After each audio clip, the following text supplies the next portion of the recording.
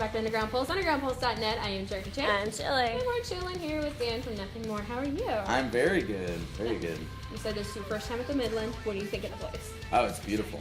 Absolutely gorgeous. I love playing theaters because just like the architecture and how the inside's decorated is so like ornate and detailed.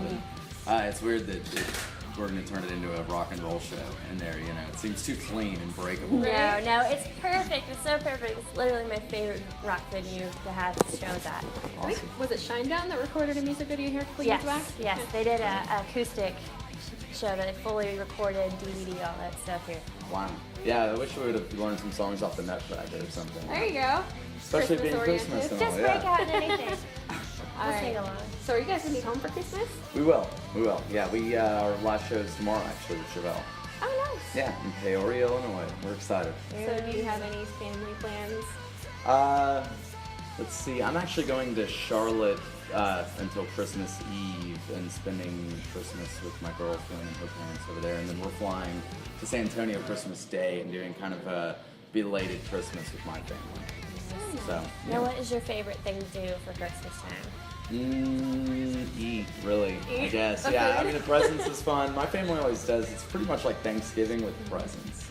So it's like the full turkey dinner again, stuffing and ham, all that stuff. But yeah. My older brother won't be able to make it this year.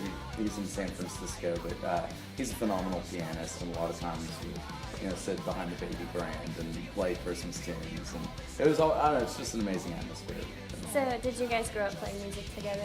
We did, actually, yeah. He's the one who taught me bass, and my father is a very accomplished guitar player, and my dad can play anything, piano, lap steel, banjo, ukulele. Wow. Yeah, so it kind of trickled down, and my little brother's a drummer, so we had, growing up a lot of times we had jam sessions in the living room. So That's so kind of cool. funny. Yeah, and my mom's always like, form the Oliver family band, come on guys, you'll be famous. It's like, oh mom, Jackson 5. we'll try, yeah, none of us are singers though, that's the problem. But you sing now. I mean, I can sing, but I'm a backup singer. I back Johnny up, I don't have that like character that I feel like is necessary to be an actual lead vocalist, or at least one that a popular lead vocalist. Well, Sarah, I love your voice. I mean, without you, there would be no Along the Way in the ballads. Yeah, that's true. So yeah, I really enjoy singing. It's I don't know. I don't like it as much as playing bass, but that's always a highlight of my night is getting to walk the mic. So. Right on. Yeah. So what was your dad listening to when you guys were kids? And did you like it? Yeah, I did actually. He raised us on, the Beatles and Led Zeppelin. He's a huge Cream fan and pretty much anything Eric Clapton did. And then for whatever reason, I remember a lot of B-52s. Yes! Like when I was riding in our station wagon for like elementary school. But that might have been his guilty pleasure at the time. I'm not sure, but yeah, they're a great band. Right Yeah. on. Excellent. So, you had that growing up as an influence. Then when you met the guys, and you guys were in like a Christian rock, or like a church youth band? Yeah. I met Johnny. I actually went to a Christian school way back in the day, and my older brother was the bass player, and of the praise band we called it. And when he graduated, I filled his shoes. And Johnny was so good. He came up from like middle school, I think 7th grade, and just like blew everyone away at the audition. And that's where I met Johnny for the first time. And then Mark actually never played with. Johnny was also, we went to the same church, and we played in that band too. But so me and Johnny have been jamming together forever. And then I met Mark at the same church, but never played with him until I joined the band. So, and they asked me for years before I joined to join, and I never wanted to. What But- made you keep away from it? I don't know. I didn't really like the music at the time. Like I just had different ideas. It was. I don't know. They were super committed too. They'd like spend the night at each other's houses for band practice on weekends. And, Oh, wow. And I didn't want to do Bro that. night. And, yeah. But at the end of the day, when I did finally join them, that was really kind of the spirit that attracted me to them, as well as the musicality and everything else. So when you joined the band and things were starting to get going, what were the influences that you guys were kind of going after, shaking yourselves from? Like musically. Yeah. I don't know. It's hard to say. Like we were all into different things, and like bands we all did like together were like Incubus, and Mark and Johnny got me into this band Dredge.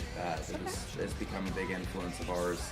I don't know if Dredge is still going, but I don't know. You know, that we're so young, or at least I was so young in the process. Like I didn't really, with songwriting and things like that, I just always did my best and didn't have like a real cohesive idea of anything really. Like, you know, like even my bass playing at the time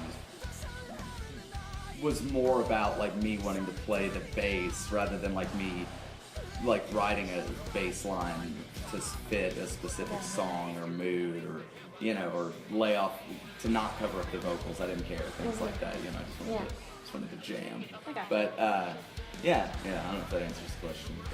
Well, I mean, you guys are the first band, I think you're the first band that hasn't just went to the go-to, oh, I was a Nirvana teen angst kind of person. Yeah. So Yeah, none of us were ever into Nirvana. It's kind of weird.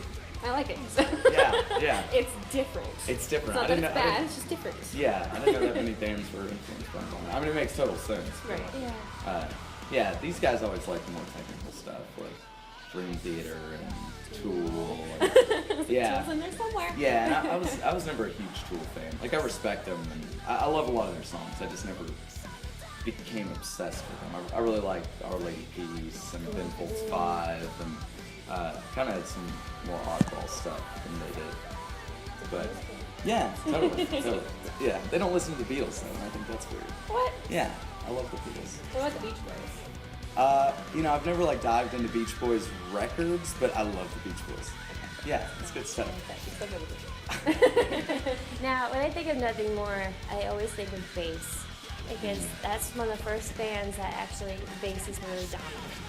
And is that more coming from you?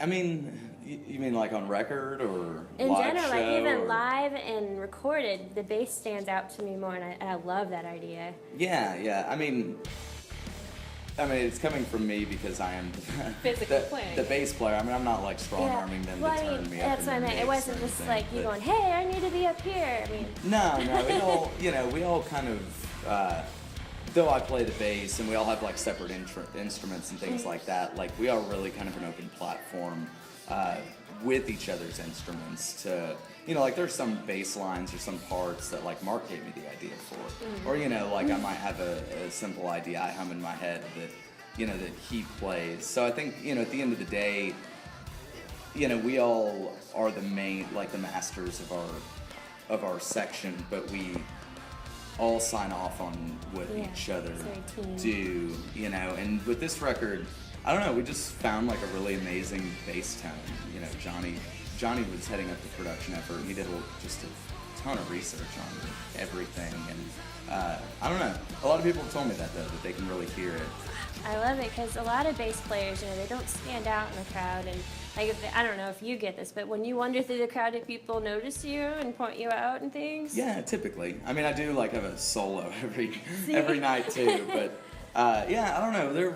The bass player community honestly is kind of lacking in just like outstanding players, or you know, outstanding. I won't say individuals because I don't know anybody personally, but you know, a lot of I don't know. It is a more simple instrument to play because it's one string at a time typically, and so a lot of times the people that gravitate towards it like aren't as driven to master it or to do anything really different. A lot of them are honestly just guitar players playing bass, which bass has its own philosophy. You know, it's its own mindset in my opinion. Like I can't play guitar.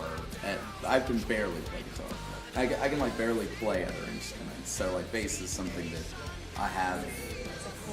It is home. Yeah, it's what I chose to play. It's not what I ended up playing or anything like that. But. So when you guys were sitting down wherever you were to create your live show, what was your thought process? Like, who came up with, you know, your amazing bass rig? Did you ever worry about your bass getting destroyed? You know, the individual tom parts, things like that. Yeah. Or the Well, safety video. yeah. Also in the safety video, I guess. Well, you know, that bass solo that we're doing live now is, I think, our 4th generation of like a multi-man bass solo. And the original invention of it was me and Mark. We had this awful job in college loading UPS jets from like 3 a.m. to 7 a.m. Nice. And, you know, we're sit barely able to stand in the belly of this jet. And it's like, hey man, would it be cool if, you know, you come up behind me and hold down the low end and I go up high and do a funk solo kind of thing. And that, took it to rehearsal after we wrote something for it. And Johnny came out from behind the drums and was like, see, it sounds like with sticks on it. And that's like, oh, hell, hot damn, it worked. So that was the climax. But yeah, since then, I wanted to, I had the idea of playing it like a piano, and that's what caused it to go from my body to a stand. And then I didn't know how to build things back then, but one day our manager came in to watch us rehearse, and we were playing a real big show. I forget who with, an amphitheater, but he's like, is there any way you could just simply like put the bass the other way so Johnny's back isn't to the audience?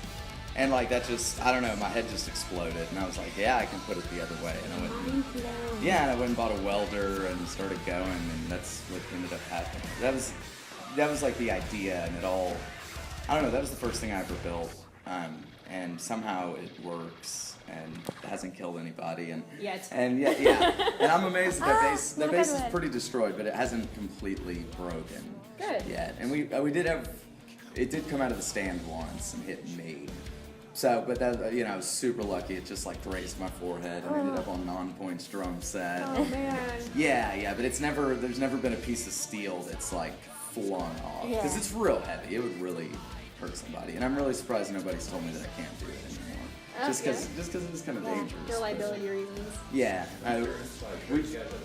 we did. Yeah, I think we pay like $400 a month in just live show liability insurance. It's a good thing though. Yeah. Right? It is. I mean, it's for anything. Like if the venue caught on fire, like we might get sued for some reason, or someone gets stabbed. People just sue everybody involved in something. So. Exactly. Like, and when you guys played at the Riot Room, I was so nervous for you guys to pull up the rig then. It was so tiny of an area. I'm like, how are they gonna do this? Yeah, usually a lot of venues have to have a safety meeting with everyone in front. Fortunately now enough people have seen us, or at least watched the videos, that they have an idea of what's happening, so that people can protect each other. But every now and again, though, like just I think even this tour, like I almost didn't throw it because someone, I don't know, they just like started coming at it, and I'm just like, move. I don't know. Give them hard some hats. prayers. Yeah, there've been some prayers said while it's spinning, but. So with multiple people playing your bass and even drumsticks on it as well, how does that affect your bass strings, your tuning keys, your bridge setup, all that stuff? It doesn't really affect how I set up the bass to play, but I don't know, an interesting thing about that bass is I have two of them, and they're identical basses, for the most part, but the primary one, the one that's always on the bass stand, unless it's broken, sounds completely different than the other one. So, I think that it just having lived so hard, that it has changed the tone of it. So, but yeah, I don't know. There's not really a whole lot of maintenance that is caused from that. But if you look at it, the finish on it's destroyed, and every time I put it in, I can see wood shavings fly off, But it's just aesthetics. I kind of like. I really like how it gives it character. Yeah, it's wild looking. You guys should give it away to one of your fans when it's like completely useless. Yeah, I would like to, auction it off for charity or something, or if Hard Rock Cafe wants it, that'd be kind of neat too. That would be amazing. Yeah, it'd be cool to have like all that metal set up in like a Hard Rock, and maybe some wax statues of us in there playing. I don't know. Cool. I'm excited about it. So, what are you guys gonna do to try to top that next year? We have an idea in the works. I don't know if I should say it, but Tiny bit. A hint? I don't know, it's definitely something that we've never seen done before on stage, and it's I don't know, it's gonna be a little bit violent and a little bit dangerous. Sweet. Sounds good. Yeah, it won't be like a spinning bass or anything. It'll be a little less like Circus Freak and a little bit more like very interesting but very like visually impactful musical idea involving all of us. So I'm excited. and more metal too. More metal. So yeah. Can't have too much of it. Can't have too much. Thank you. Keeps me employed. So everybody's on the road all the time. You got a girlfriend at home, you got family. So how do you stay connected on the bus? Yeah, I mean, just for me, it's texting, and calling sometimes. I drove about 5 hours last night. I think I called virtually everyone I know, or at least tried to. Just every month, really. If I don't see somebody, I try to at least call them and see what's going on, catch up. Yeah. But man, it's hard to talk about our feelings sometimes, so it's takes getting there, And I'm not a big sports fan, so the moment you don't like sports, you immediately limit the amount of other men you can talk to. That's true, Yeah, I go to parties sometimes. I won't say anything to anybody. So it's man, I don't know shit about sports. Oh, you're watching the That's game? all I they're will talking stare about. blankly at the screen. Yeah. sports. I'll make fun of the commercials. You clap when Give me both something teams else. win. And I'm colorblind too, so if the colors are close, I'm I don't even know who's playing who. Wow. I don't know who these people are. So what's your favorite thing to do on your off time? Off time on the road or off time at home? Road first then. Road first. I'm trying to think. Typically, if I can, I like to work out on the off time on the road. I handle all the Facebook messages, so So that's a you. lot of fun. Got a Yeah. bone to pick with you now. Yeah, probably. Yeah, I can get so far behind, it's ridiculous on those. But that is a lot of fun, though, connecting with people and just sitting down in a quiet place and dedicating a bunch of hours to, I don't know, just talking, responding to messages and things. Communication. Yeah, totally. Yeah. At home, the off time, I really love motorcycling. I haven't gotten to do it in a while because we've been gone. My motorcycling gets me retired currently, but that's kind of my main hobby. And building things. I really do love working with steel and stuff like that. So, That's so cool. yeah. My fiance would love you. He's also a welder. Oh, really? Yeah. Cool. So, Very very nice. cool. All right, you got one final one. Oh, Shows man. butt scope. I don't think I have Yeah. one. This Bill is amazing, so we can't miss anybody. Yeah, I'm stoked. I've never seen I don't. Islander. You've never seen Islander? We played. They were at a festival, the last festival we did in Louisville, but I didn't make it over there in time. I swear they're one of the catchiest songs of this year. And it's Really? called Coconut Death Ray. Oh, they do that song. Okay, gotcha. You know who they Very are cool. now? Yeah, very cool. I'm excited They're to see awesome it. live. Cool. So. No, but I don't have anything. All right, well, I got one more. All right, hit me. What's the biggest prank you've ever pulled on anybody? Oh man, biggest prank. Man, I'm trying to think of an elaborate prank. This is really stupid in comparison to what it could be, or maybe things I've done. But I know one time, the first major national tour we went on was with this band, the Adrenaline Mob. It's my Portnoy side project. I don't know how many times we did this, but I remember at one venue, I think it was actually here. Voodoo Lounge? Voodoo Lounge, Yeah. yeah. There was an elevator on the side of the stage that only you could see from the stage. Yeah, you can only get to from the stage. Yeah, but it was huge, so the audience couldn't see us. And Mark had the idea, and we all got in it and went up. And when it opened, we were just standing there with our pants down, mooning them. So they're playing, and I could just imagine the elevator opening, and the lead singer saw us first, and just starts cracking up, and then the rest of the band kind of comes over mid-song. So I don't That's know. awesome. And then nobody knows what's going on. Oh, man. Yeah. That's awesome. Yeah, it's Too not- bad they're running pictures. I know. Mooning's At least such, at their it's such faces. honest fun. It's it's my butt. There's nothing you can do about it. I guess that's the fun of it. But That's great. That's amazing. Well, it's always fun to see you guys here in town. We love having you in Kansas City. I really appreciate, letting us ask childhood questions. yeah.